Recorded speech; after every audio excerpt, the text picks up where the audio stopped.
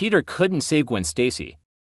Peter Parker and his girlfriend Gwen Stacy and his friend Mary Jane Watson visit Harry Osborn, who is really sick and not looking good. His father Norman Osborn is also with him, but is furious about his only son being sick. He blames his closest friends about him doing drugs. So angry, he tells them to get out and leave immediately. Later throughout the day, Norman is told that he is facing money problems and he may become broke. That sends him into a bad mental state. Then he has a breakdown and he starts to remember everything, and it makes him insane. He becomes the evil and dangerous Green Goblin once again. He makes it his mission to kill Peter Parker, also known as Spider-Man. He is losing his mind and thinks Spidey caused him so much pain in his life and ruined his family. After remembering who Peter loves the most, he kidnaps Gwen Stacy. The Goblin makes Spider-Man chase him to the Brooklyn Bridge, makes fun of Peter while he has a passed-out Gwen Stacy at his fingertips, making Peter so angry the two began to fight. Spidey is defeating the Goblin so far.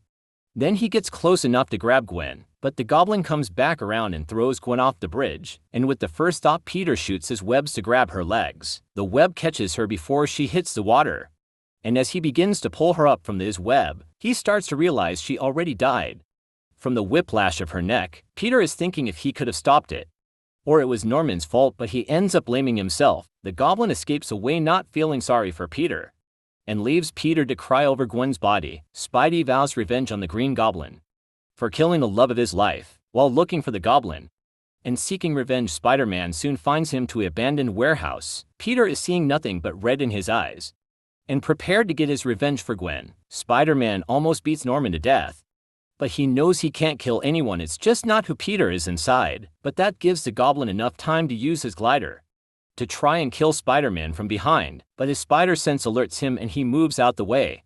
Last minute, Norman is stabbed in the chest and killed by his own glider. After finally being done with the madness, Peter goes home feeling nothing inside and runs into Mary Jane. They both cry together and be there for each other.